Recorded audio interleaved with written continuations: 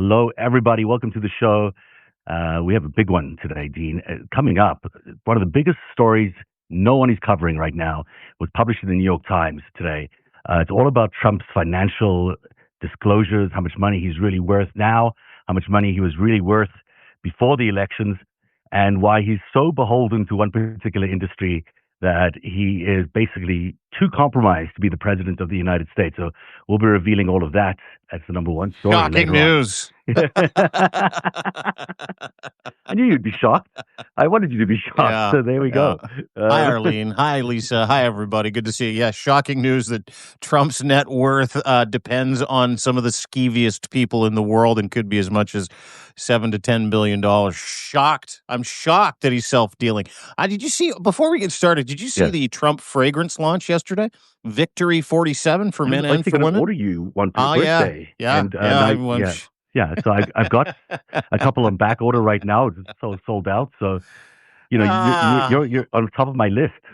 Yeah, Yeah. 2.5 million he got. I think a lot of these things and the wealth that he has is purely dependent on what he does to the United States of America. We'll get to that story. There's a bunch of stuff to get to. I don't know if we've got a truce in Musk-Trump round 2.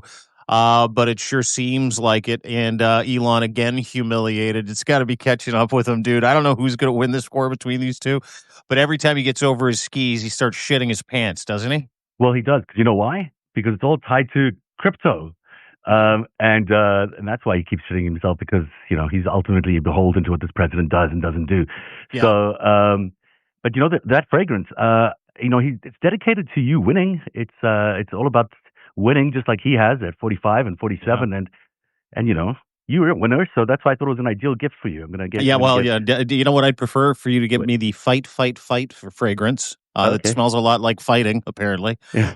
It's from his fake assassination attempt. And yes, I do believe it was a fake assassination attempt. And I bet you everybody in here is going to go, oh, yeah, so do I. I just haven't been able to say it yet. No, seriously. It's a really fake. Yeah. But anyway, I'd prefer the fight fragrance, because it apparently smells of rich mahogany and diaper trappings. Oh, so there you go. Yeah.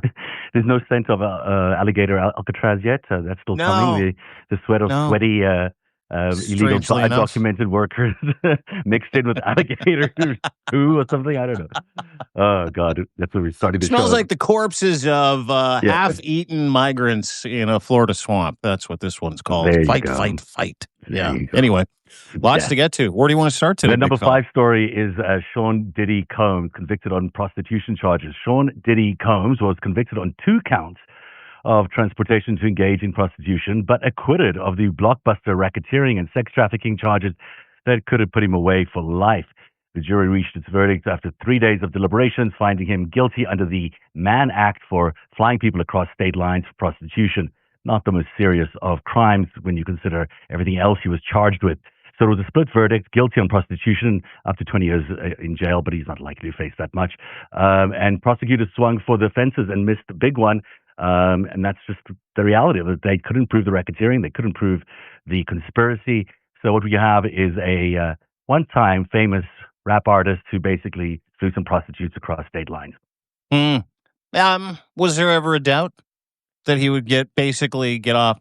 This is kind of scot-free when you consider the racketeering charges and some of the human trafficking charges that he was acquitted of.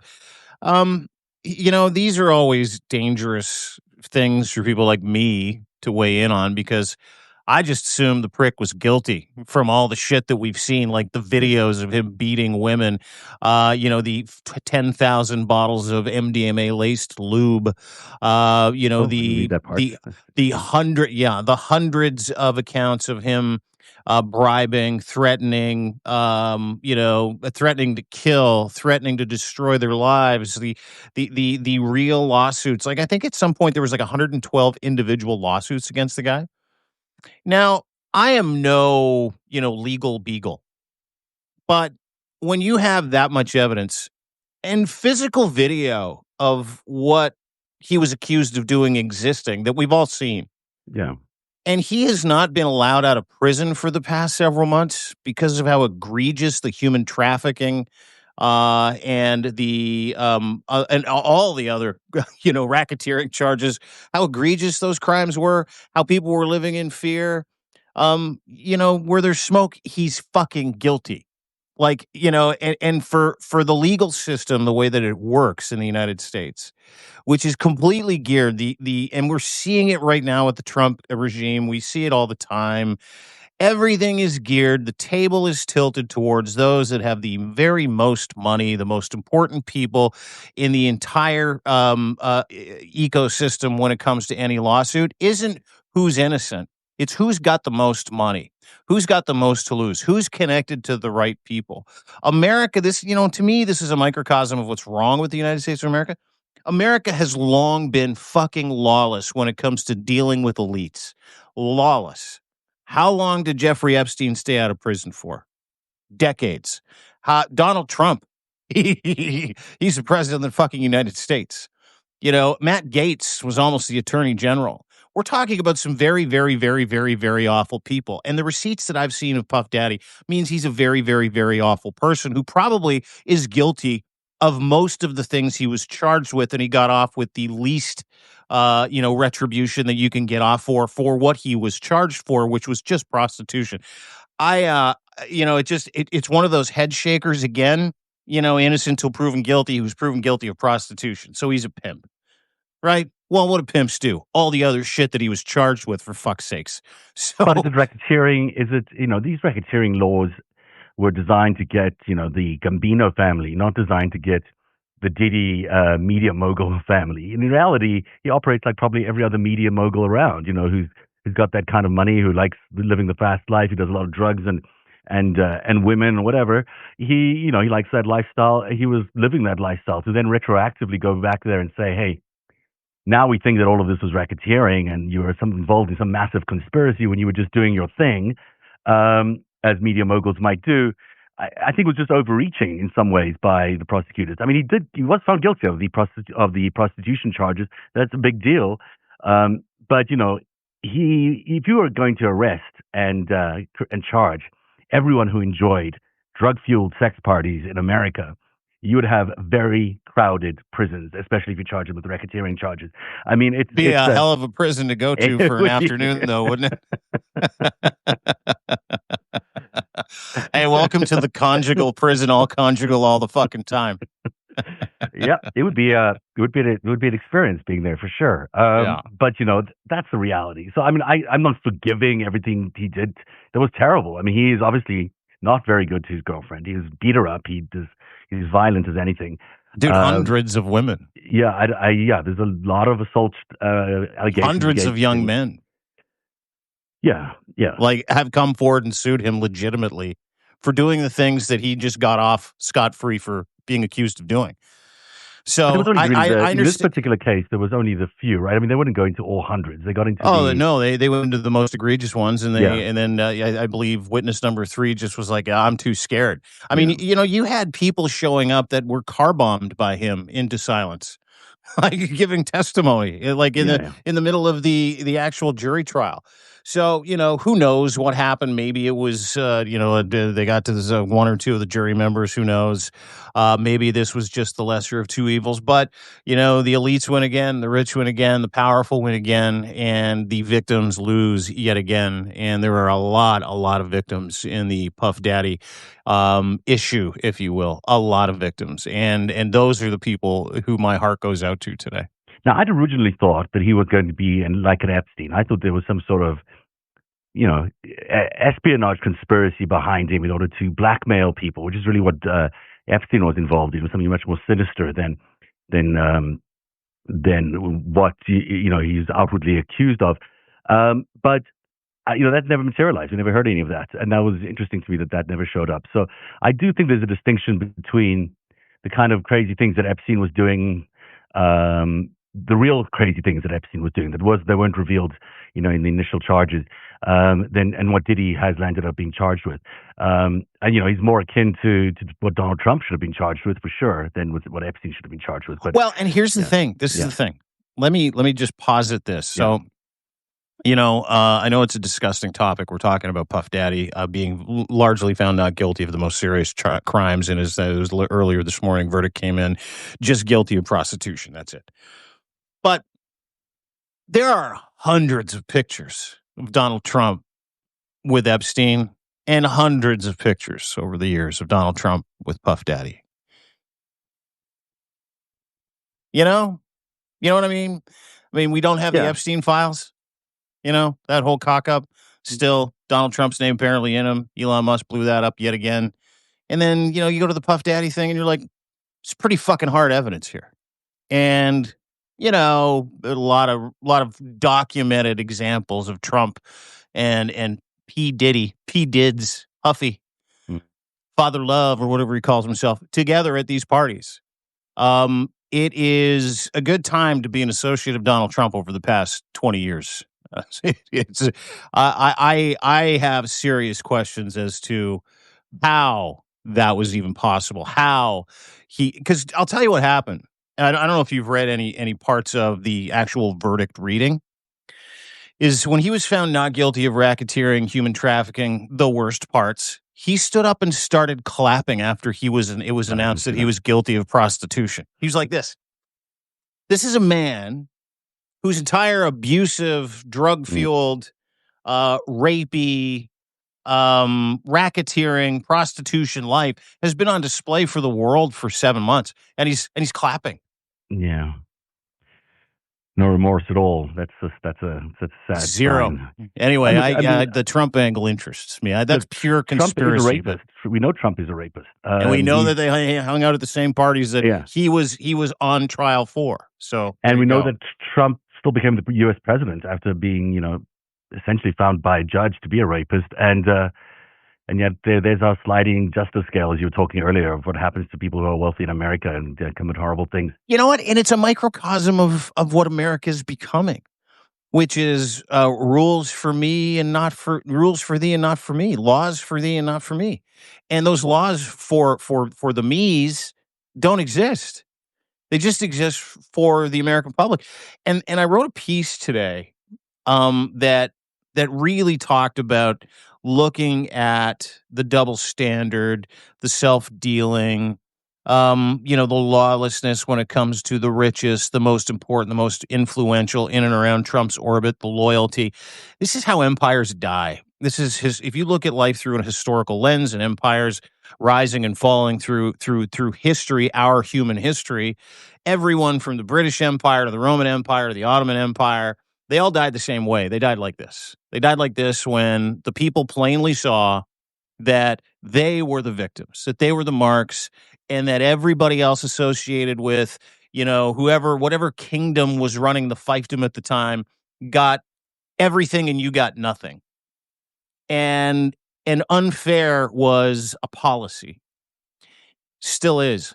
This is how empires die, and this is just, again, a microcosm of it. I mean, we can get to all the other stuff. We've got lots to get to. 4 more stacks in the FiveStack. Actually, how empires die, because that is if this is exhibit 1 of how empires die, wait until you get to the number 1 story when you really hear about what Donald Trump is about to. But before we get there, this might be another example of how empires die. This is number 4, a former FBI agent who was charged with encouraging the Capitol mob to kill him when attacking police officers, has been named as an advisor to Donald Trump's Justice Department task force seeking retribution against political enemies. So this is Jared Wise, who is a former FBI supervisor, amongst other things. And he accused the police of being the Gestapo while they were attacking the police at Capitol Hill. He now works for the Weaponization Working Group under Ed Martin, who you remember was going to be the U.S. attorney, but didn't get that job. So now he's heading up the Weaponization of Justice Department, where they basically are going after people who attacked or prosecuted people on the January 6th or other enemies of Donald Trump. So this guy is a convicted criminal who was in jail for committing the most horrendous crimes and encouraging the crowd to kill police officers. Now he's working for the Justice Department. This is the upside-down world that we are in right now in the Trump universe. This is the Department of Justice as it is today. Yeah, Department of Justice press release on Wise noted that once violence broke out against law enforcement in front of him on January 6th, he, who was there to agitate and get the crowd going and get them moving, like this was a retired FBI agent turned maggot, turned radicalized maggot, started to really push people towards the Capitol building. Let's go, let's go, let's go. And I quote, this is from the the Department of Justice old press release on his arrest. Yeah, fuck him. Yeah, kill him. And then in the direction of the people who were attacking the police, he said, quote, kill him, kill him, kill him. He is now a key senior advisor to Donald Trump and Ed Martin, who are setting up a task force to legitimately attack political opponents and people who have any problem with what happened on January 6th. Suck on that today. Suck on that today. That's Is unbelievable. the sycophants, and having people around him and his billionaire playboy crew, that's one thing. He's now putting people in his cabinet in advisory roles to bend the law towards and against people who had a problem with the fucking insurrection and the death of American police officers who tried to prevent it. Yeah. Think about that for a second. Yeah, something really has turned in the last week or so where we've seen this president, who is setting up an authoritarian state, and we've seen all the mechanisms he was doing for that authoritarian state.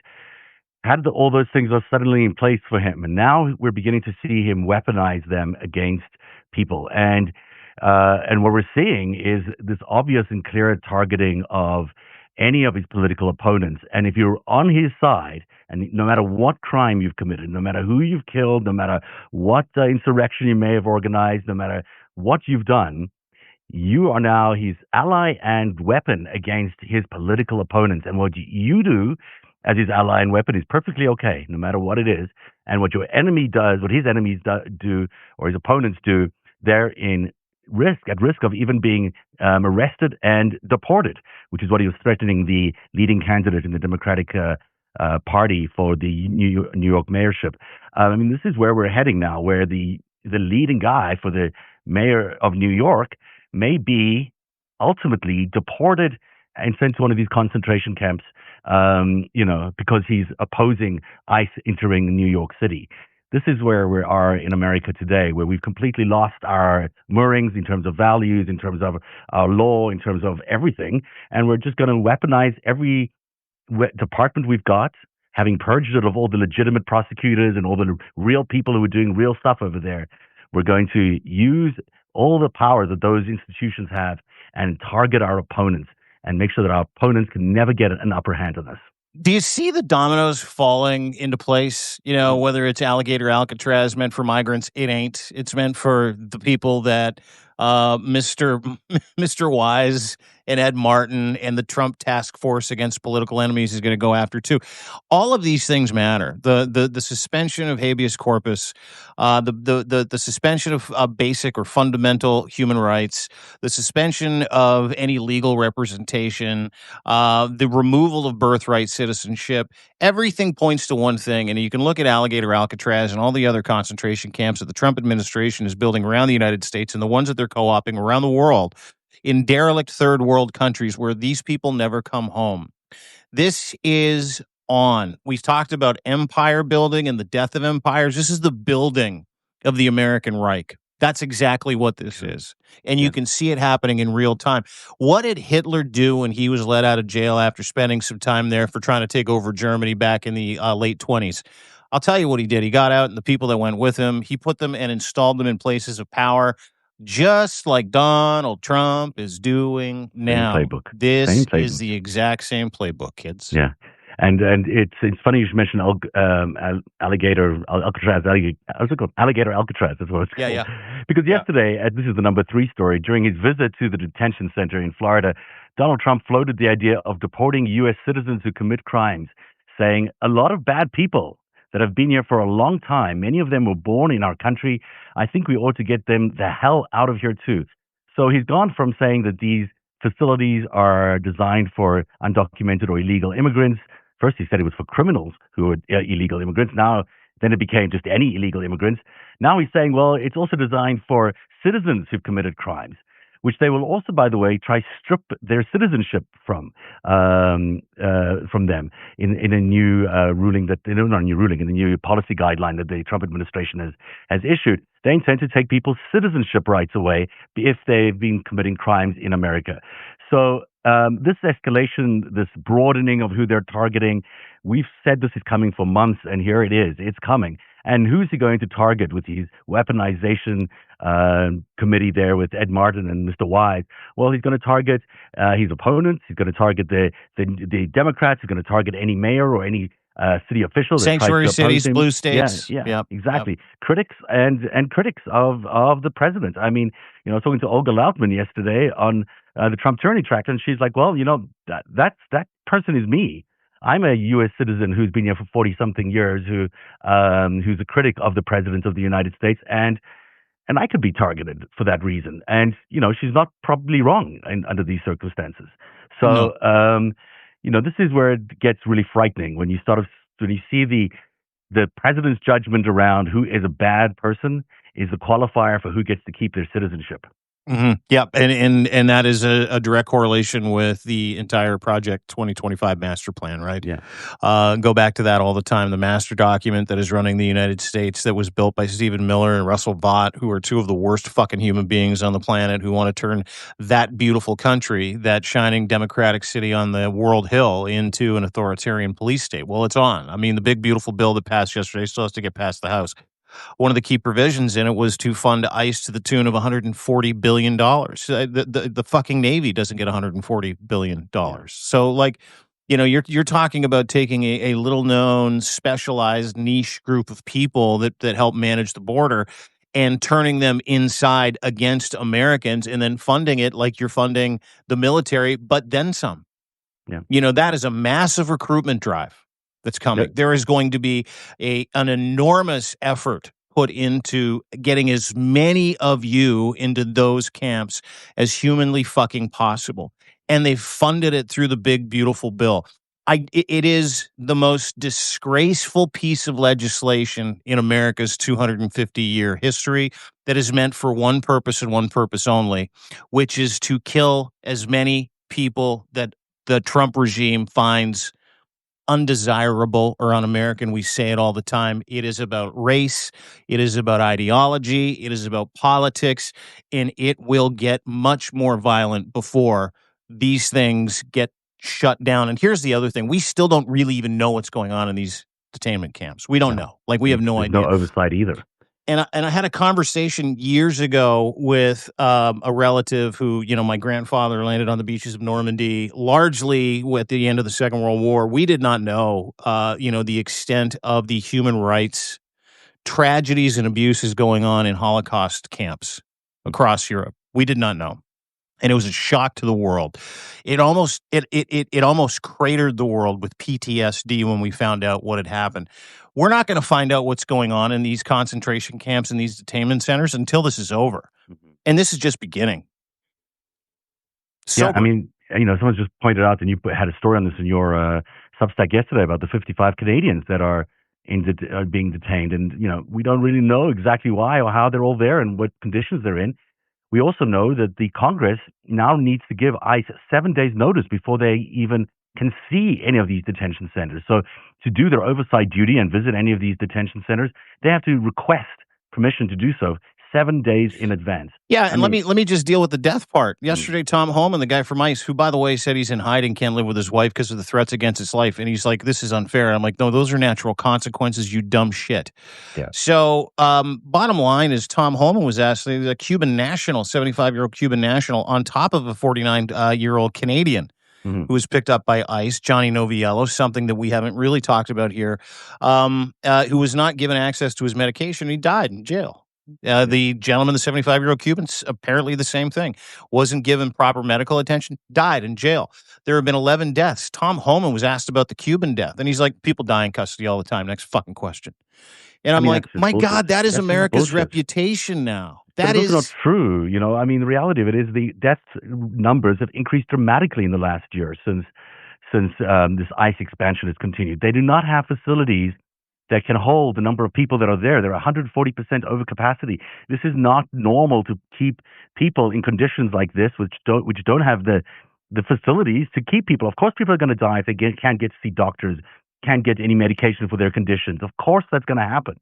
You're killing them basically by denying them medication. You're killing them by denying them proper housing and proper toilets and proper washroom facilities. You're killing people by putting them in those conditions. Your job is to detain people in a humane way.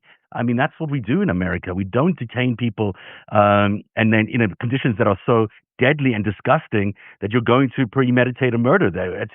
This is it's not people just dying in custody. It's their murder that's happening in custody. And what your point is correct. Like, we don't know what happened in Nazi Germany.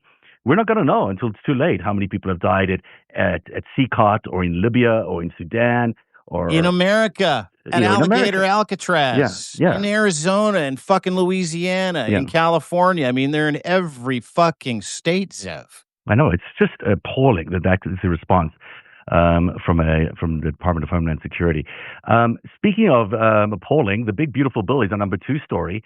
So we know yesterday the Senate passed Trump's massive omnibus legislation, 51-50, with J.D. Vance casting the tie-breaking vote, sending it to the House now for what could be a decisive vote, maybe even today. But it looks like it could be taking a little longer. The sweeping bill makes Trump tax cuts permanent while slashing social safety net programs that disproportionately serve communities of color. And this is where people have not been spending a lot of attention. This is a racist bill. This is an apartheid bill. This is a bill that basically gives $3.3 trillion in tax cuts for wealthy white people mostly, while gutting Medicaid and SNAP benefits for more than 40% of black families and 36% of Latino families. In other words, it's basically stealing Medicaid coverage and health coverage from poor black and Latino families and giving tax breaks to rich white people. It's doing the same with SNAP benefits. They'll literally create hunger in communities of color while giving billionaires permanent tax breaks they probably won't even notice. The destruction of healthcare in the Medicaid cuts will devastate those in black and Latino communities, but not even white communities that require the same Medicaid and Medicare. Those will be spared a lot of the cuts. So what we're going to be seeing is this bill is not only horrible and not only destructive, but it's destructive in a racist way. It's basically imposing apartheid-like regime on America. Yeah. Have you ever seen, someone mentioned it, actually, I was going to mention this earlier, but glad we're at the big, beautiful bill portion. Have you ever seen the series called The Hunger Games, that movie series? You've seen it? Yeah. It's a good movie. It's very Hunger Gamesy, isn't it? Where certain communities have to pay tribute and will lose all rights, basic human rights, access to food, access to shelter, water, medical treatment, right? And everybody else gets to live in the city with all the stuff. Everybody else, that Trump deems necessary, this regime deems necessary, this fascist authoritarian cabal of assholes deems necessary, they'll get all your stuff. And then you're going to have to fight each other to the death for milk, toilet paper. You're going to have to start stealing, resorting to crime. And who they don't pick up illegally, who they don't kidnap, who they don't put in these concentration camps, you'll get dealt with in the actual Hunger Games. That's what's in the mind of the architects of Project 2025. As I sit here through the news of cuts in this bill that are absolutely targeting Black, Latino, marginalized communities, blue states, sanctuary cities, anywhere humanity thrives, progressivism is important, and human rights apply to all human beings. So you can legitimately see what the Trump regime is trying to accomplish here, and that's how can we get all their stuff, make them fight to the death, cut a little off the top when it comes to the haves and the have-nots, so we can have a society that runs a little bit better for us. Now, you're talking about the richest people in the world who are turning a blind eye to what this means, this bill, what it means to their neighbors, what it means to people that work for them, with them, what it means to their families, what it means to the most marginalized people in that beautiful country. And that's the sickness that is America. That will be the end of the American dream. And you're watching it happen right now because that American dream isn't just being assassinated by the Trump regime with the big, beautiful bill. It is being murdered at an alarming rate.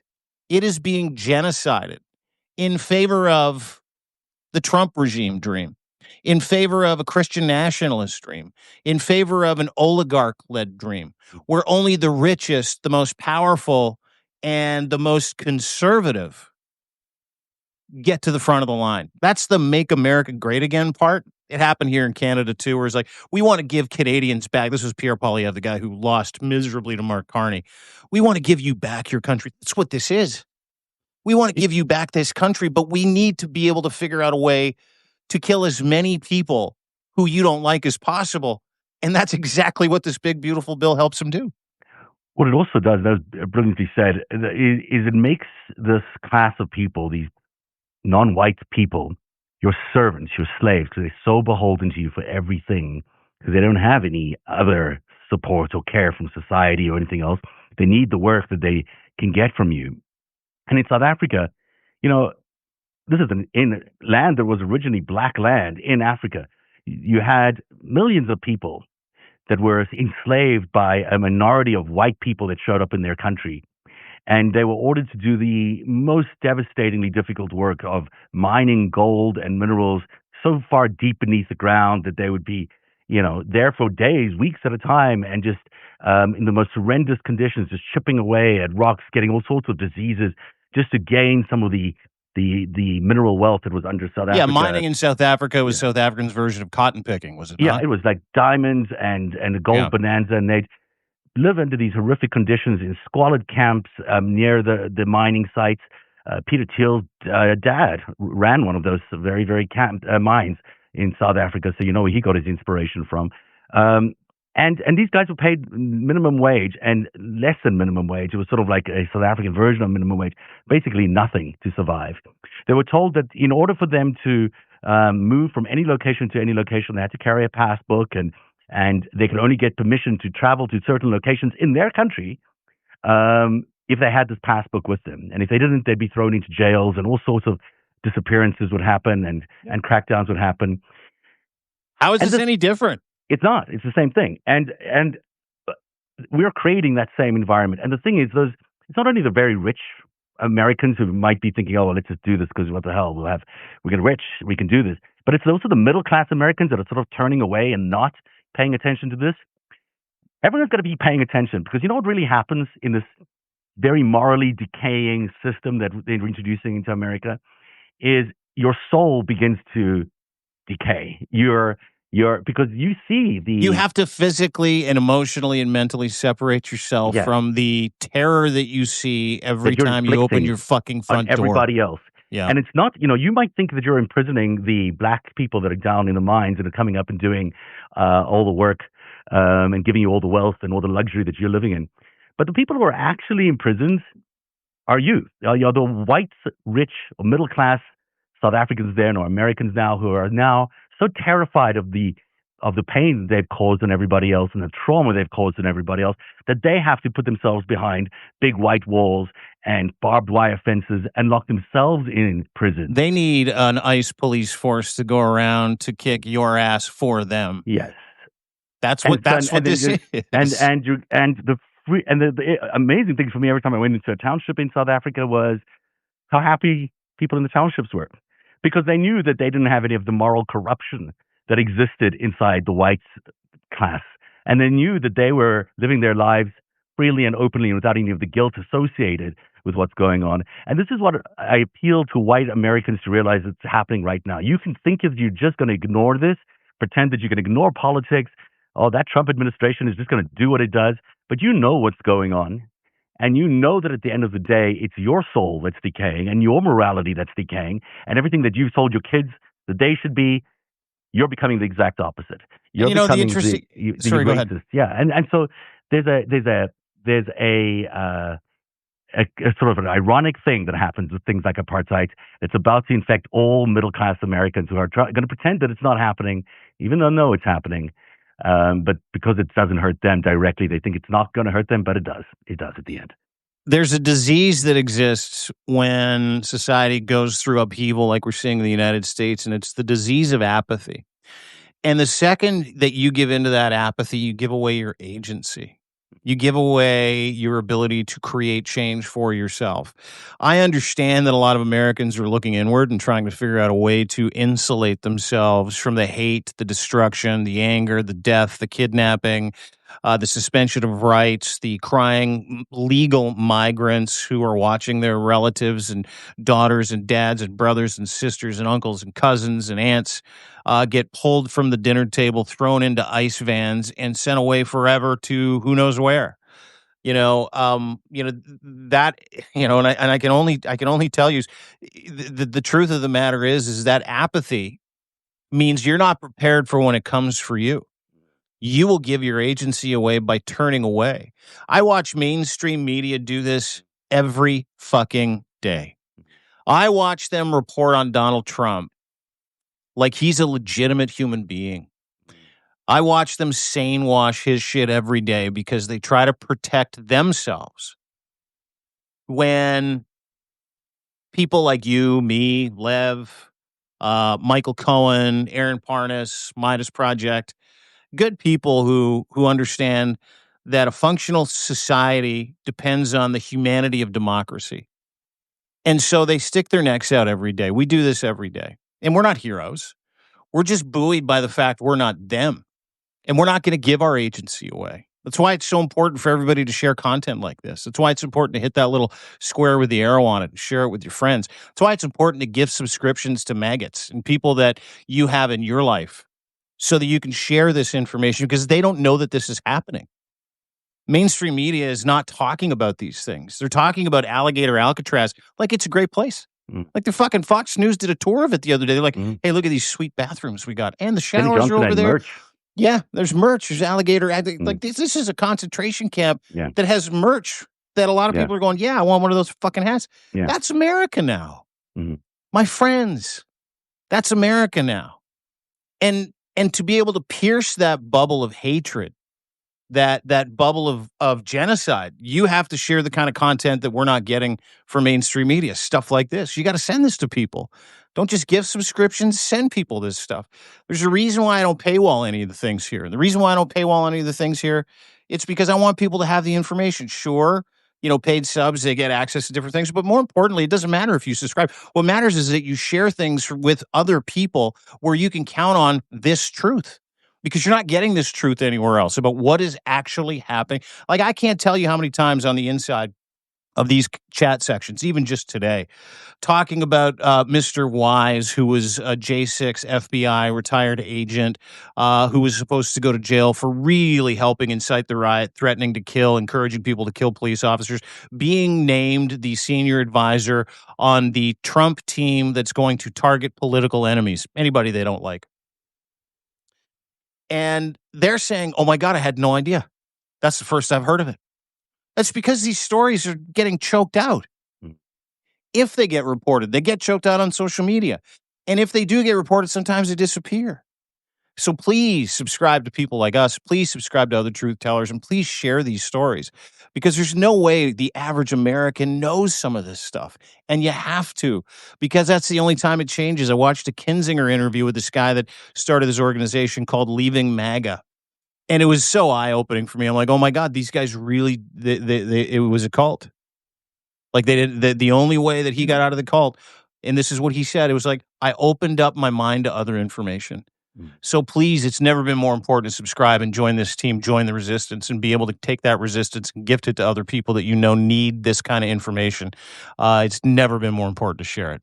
It is so important that we get this news out there. I also think, I can't wait for, and I can't believe this hasn't happened yet, that we haven't had a white American who's not under threat of being hauled away to ICE actually standing in the way of ICE coming up and picking up citizens or undocumented workers. Their Mexican neighbor. Yeah, the Mexican neighbor, and saying, hey, no, you don't get to go over here and do that to my neighbor. Well, you've seen it in California. You've seen it quite a bit in California. Yeah. Because this is, it's communities that are going to have to stand up for the people inside their communities and say, no, we're not doing this anymore. We're not letting you come in here to take away our people, and what the mayor of New York or the future mayor of New York is likely going to be the one. What he's saying is absolutely correct. We've got to stop this apartheid regime basically from happening to us in America, because the alternative is just destructive beyond belief. The number one story on the countdown today is a story the New York Times today published, a devastating bombshell of an article. Again, no one has picked up on this. All about Trump's finances. It details in great detail how much money Trump had before he became president and his current value as the president of the United States. Well, before he had maybe $52 million in the bank in 2018 in his worst position. But by the time he got to the election, he would have been bankrupted by all the judgments against him, $640 million worth of judgments that had been found against him, which of course all disappeared when he became president. But something else appeared when he became president. $7 billion in crypto and other assets suddenly appeared as in his asset column. Now, the thing is about crypto, which is so fascinating to me, is it's only worth that $7 billion. In other words, you can only really use it as US dollars or cash it out if crypto actually reaches the point where it becomes an acceptable, legitimate currency. And for that to happen, it needs all sorts of legislation to go through, which is happening right now in the U.S. Senate based on Trump's policy initiatives. So crypto is becoming legitimized. And the dollar needs to be in the shitter. And today, news that it's at a 50-year low, ladies and gentlemen. Down 10%. So you combine all these things, and you can see that Trump is being basically held hostage by the crypto industry. They've given him a mythical $7 billion. He's dreamed to be one of the big billionaires of America. They said, here's $7 billion, but you only get to realize it if you legitimize cryptocurrency and if you tank the U.S. economy. And that's what he's doing right now. So he knows he's going to go back to being worthless Don, the bankrupt for the 8th time, or he can become the billionaire that he wants, but he has to sacrifice the American economy. So that's all sort of hidden inside this New York Times article, which doesn't say it as explicitly as I've said it. I'm going to be posting a piece on Narrative this afternoon, which really explains all of that. But, what we're looking at here is a massive bribe. It's a bribery scheme. The president of the United States has one big plan in mind, and that is to make crypto succeed and the U.S. dollar to tank. What?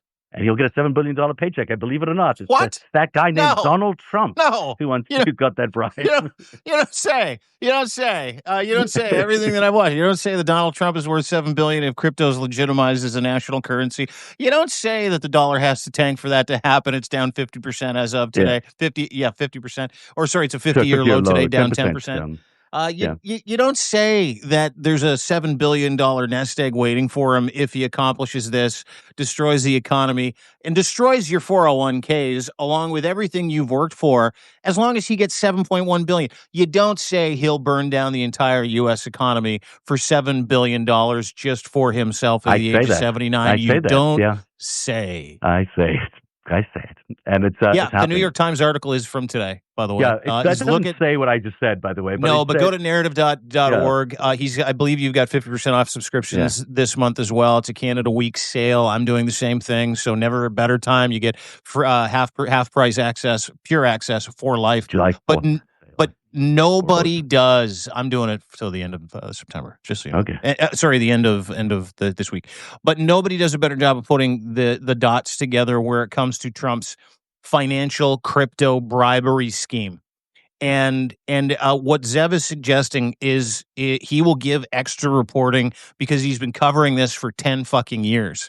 So make sure you go and subscribe to Zev's Narrative, narrative.org. Get your annual subscription, 50% off, only till July 4th. I'm till the 7th because I'm way nicer. Make sure. No. Just to be accurate, it's July 4th sale, but it goes till July 7th for both of us. Oh, well, never mind. I apologize for sewering you right there. Yeah. No, it's okay. But you're nicer. For sure, you're nicer. I have no doubt about it. I have no doubt you're the nicer guy here. That is the countdown today. So much of the show's really amazing content is found on deanblundell.substack.com, so go check it out. You'll find we didn't talk about Musk and Trump, which is also all about crypto, but... Well, that fight lasted like 24 hours. Yeah, we'll do that tomorrow, I guess, or whenever the next one shows up. It's about crypto and EV subsidies and the big beautiful bill, and Elon threatened to deport Elon, and then Elon's like, go ahead, fuck you, and then threatened to take away his subsidies, and then Elon's like, okay, I'll just take a break for now. That was that one. And we did talk about Paramount's ridiculous decision to pay Donald Trump $16 million for his ridiculous lawsuit, but now they can go ahead and sell their entire network to basically Bibi Netanyahu's friends, the Oracle guys. But that's all happening. So that's other news stories we didn't cover. But thank you for being here. Subscribe to Dean's Substack. Subscribe to narrative.org, NARATIV.org. I will be back in just 8 minutes with the Trump Tyranny Tracker. Tomorrow, the Fivecast is back at 3 p.m. and we shall see you then. Thank you for being here. Have a good day.